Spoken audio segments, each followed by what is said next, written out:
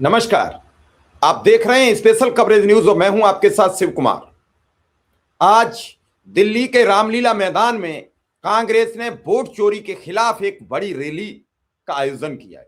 इस रैली में बड़ी तादाद में लोग पहुंच रहे हैं, बड़ी तादाद में लोग सवाल उठा रहे हैं, बड़ी तादाद में लोग सवाल कर रहे हैं। लेकिन इस दौरान एक महिला बेड़ी हथकड़ी लगाकर वहां रैली स्थल पर पहुंच गई और उसकी तस्वीर देखकर वहां लोग हैरान रह गए। उसको देखकर लोग परेशान थे कि आखिर ये क्या माजरा है। उससे जानना चाहते थे, उससे पूछा जा रहा था, हर चैनल पर उसकी तस्वीर चल रही थी। लेकिन क्या किसी ने ये उसके अंतर्मन को झांकना चाहा कि ये महिला आखिर कैदी नंबर 420 बनकर क्यों पहुंची रामलीला मैदान में? क्या थी इसकी मांगे? क्या सवाल कर रही थी? क्यों पूछ रही थी कि ज्ञानेश कुमार इस देश के सबसे बड़े गुनहगार हैं? क्या थी ज्ञानेश कुमार की गलती?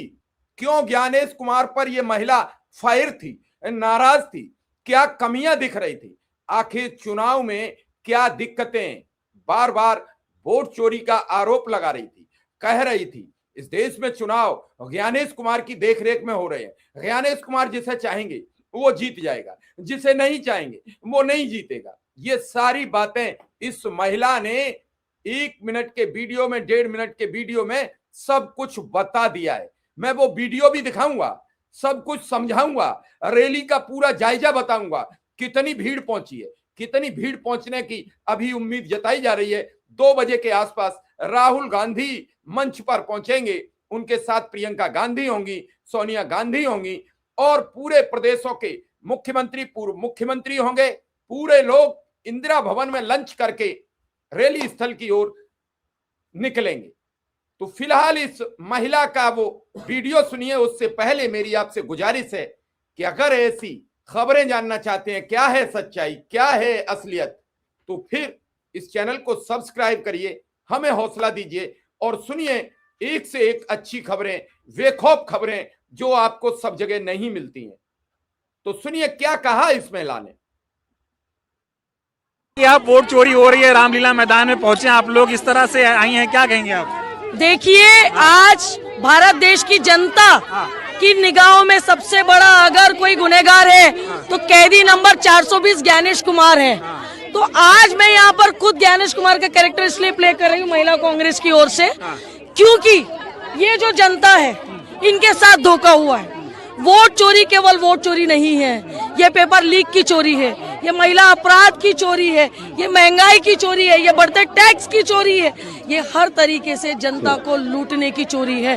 वोट चोरी जो होती है वो इस देश में एक सबसे बड़ा अपराध है, सबसे बड़ा अपराध है। क्या लगता है आपको, वोट चोरी जो हो रही है इसमें सबसे बड़ा हाथ अगर किसी का है तो वो ज्ञानेश कुमार है?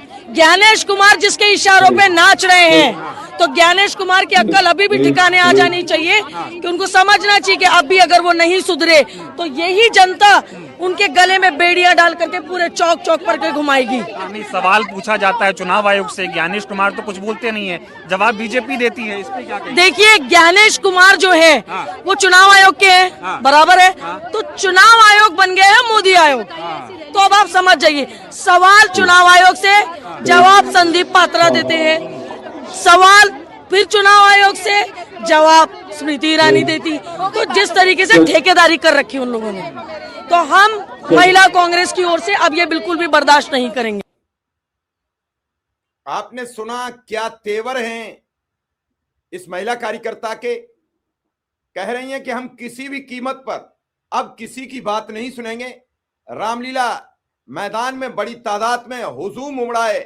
क्या हरियाणा, क्या राजस्थान, क्या उत्तर प्रदेश, क्या दिल्ली, क्या उत्तराखंड, क्या राजस्थान, मध्य प्रदेश, तेलंगाना, कर्नाटक, सारे राज्यों से कांग्रेस के कार्यकर्ताओं का भारी हुजूम इस वोट चोरी अभियान के खिलाफ दिल्ली पहुंचा है। राहुल गांधी जहां लगातार वोट चोरी पर अपना मुद्दा बनाए हुए हैं, तो वहीं देश में बेरोजगारी भी एक बड़ा मुद्दा बन चुकी है, महंगाई भी एक बड़ा मुद्दा बन चुकी है। और इन सभी मुद्दों पर हर नागरिक, हर कार्यकर्ता कांग्रेस का सवाल करता नजर आ रहा है। बहुत वर्षों बाद ये कांग्रेस की बड़ी भारी रैली का आयोजन किया गया है, जिसकी प्रतीक्षा इस देश को काफी समय से थी। इस रैली के होने के बाद क्या कांग्रेस के कार्यकर्ताओं में एक नया जोश आएगा? क्या कांग्रेस के कार्यकर्ताओं में एक नई उम्मीद की किरण जगेगी? हालांकि आज जोश से पहले ही केरल राज्य में पंचायत, ग्राम पंचायत, ब्लॉक पंचायत, साथ ही नगर निगम, नगर निकाय के चुनाव के परिणाम आए हैं जो कांग्रेस के पक्ष में गए हैं। ये उनकी किस्मत मान लीजिए। आज रैली होनी थी, कल परिणाम आए हैं और कल काउंटिंग थी। अगर ये नेगेटिव परिणाम आ जाते तो मीडिया आज इस रैली का भी सत्यानाश करके ही मानती। लेकिन इस रैली से पहले, इस जीत की खुशी के चक्कर में अब मीडिया कांग्रेस से सवाल करने में भी कतराएगी। हालांकि भारतीय जनता पार्टी भी वहां एक नगर निगम पर अपना कब्जा जमाकर अपनी एक ऐतिहासिक जीत बता रही है। दक्षिण के राज्यों में भाजपा अगर एक सीट भी जीत जाती है तो उसे ऐतिहासिक जीत बताने में कोई कोर कसर नहीं छोड़ती है। लेकिन क्या रामलीला के मैदान में एक महिला कार्यकर्ता कैदी नंबर 420 बनकर आए, हथकड़ी लगा के आए, बेड़ी पहन के आए, तो इससे बड़ा देश के लिए दुर्भाग्य क्या होगा? जनता अगर मांग कर रही है कि चुनाव को ईवीएम की जगह बैलेट पेपर से करा दिया जाए तो चुनाव आयोग को दिक्कत क्या? चुनाव आयोग को करा देना चाहिए। चुनाव आयोग को एक बार बैलेट से करा देना चाहिए, एक बार ईवीएम से करा देना चाहिए। दोनों में अगर कोई डिफरेंस नहीं आता है तो फिर ईवीएम से चुनाव होता रहे।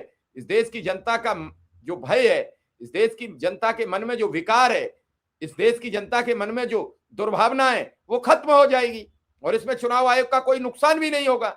बार बार वोट चोरी का आरोप, ईवीएम से वोट चोरी का आरोप, चुनाव आयोग पर हेराफेरी का आरोप, इन सभी आरोपों का निराकरण केवल और केवल एक ही रास्ता है कि एक चुनाव कोई भी सार्वजनिक रूप से ईवीएम से करा दिया जाए, जिस बैलेट पेपर से करा दिया जाए, ईवीएम रोक दी जाए। उत्तर प्रदेश में इसका प्रैक्टिकल कर सकते हैं। अभी 5 राज्यों के चुनाव हैं, बंगाल, केरल, सभी राज्यों में, उन सभी राज्यों में करा सकते हैं। एक बार कराने के बाद ये लहर, ये बीजेपी की लोकप्रियता, सब कुछ सामने आ जाएगी। ये बात आम आदमी पार्टी के सांसद संजय सिंह ने राज्यसभा में भी कही है। तो देखना यह है कि इस रैली के बाद कांग्रेस में क्या नई जान फूंक पाएंगे। हालांकि रैली से पहले ये केरल की जीत कांग्रेस कार्यकर्ताओं को एक ऑक्सीजन का काम तो करेगी। और देखना है इस जीत के बाद क्या होगा कांग्रेस का हश्र, और इस रैली के बाद क्या कांग्रेस के कार्यकर्ताओं का मनोबल बढ़ेगा या फिर कार्यकर्ता इसी तरीके से बदल बदल कर नए नए आयाम रच के लोगों में एक नया संदेश देने का प्रयास करेंगे। बड़ी भारी भीड़ आज कांग्रेस की उमड़ रही है दिल्ली में, और इसको लेकर लगातार तरह तरीके के वहां से वीडियोस आ रहे हैं, लगातार अलग अलग बातें सामने आ रही हैं। इन सभी चीजों को लेकर वोट चोरी के खिलाफ लड़ाई आम जनता की लड़ाई है। लोकतंत्र को बचाने के लिए पूरे देश को एक होना होगा। मध्य प्रदेश के उमंग सिंगार जी हैं जो नेता प्रतिपक्ष हैं, उन्होंने कहा है।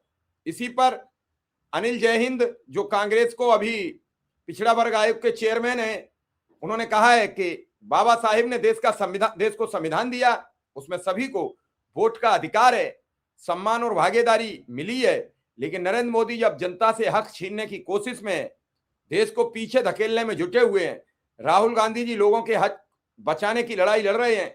जनता आज रामलीला मैदान में हुंकार भरेगी। वोट चोरों को आज नहीं तो कल गद्दी छोड़नी पड़ेगी। एआईसीसी के सेक्रेटरी कुणाल चौधरी ने कहा, वोट चोरी देश की जनता के अधिकारों की चोरी है। संविधान और कांग्रेस पार्टी ने देश में अधिकारों की नींव रखी थी, लेकिन आज बीजेपी इन अधिकारों की चोरी कर रही है। राहुल गांधी ही एकमात्र ऐसे नेता हैं जो अधिकारों की लड़ाई लड़ रहे हैं। कांग्रेस के सचिव शहनवाज खान ने कहा, वोट चोर, गद्दी चोर, रैली देश को बचाने की लड़ाई है। लोकतंत्र की नींव वोट के अधिकार से बनी हुई है। अगर वोट चोरी हो गया तो लोकतंत्र खत्म हो जाएगा। इसी तरीके से बिहार कांग्रेस के अध्यक्ष राजेश कुमार ने कहा कि वोट चोरी की शुरुआत चुनाव आयुक्त की चयन प्रक्रिया से सीजीआई को हटाकर ही कर दी गई थी। बीजेपी चुनाव प्रक्रिया को कमजोर कर लोगों को वोट के अधिकार से वंचित कर रही है। और आपने देखा किस तरीके से बिहार में चुनाव को चोरी किया गया, पैसे के जरिए, अधिकारियों के जरिए, और वहां की जनता के खाते में प्रतिदिन पैसे भेजकर, ये बिहार के प्रदेश कांग्रेस अध्यक्ष ने कहा है। देखना यह है कि इस रैली के बाद अभी 2 बजे क्या क्या राहुल गांधी और प्रियंका गांधी, सोनिया गांधी, मल्लिकार्जुन खड़गे और सभी कांग्रेस के नेता क्या क्या बोलते हैं, और उसके बाद तय होगा कि कांग्रेस का अगला प्रोग्राम क्या है। वोट चोरी के साथ साथ बेरोजगारी, महंगाई पर भी कांग्रेस कब बात करेगी, ये भी सवाल बना हुआ है। फिलहाल इस खबर में इतना ही। धन्यवाद, आभार, नमस्कार।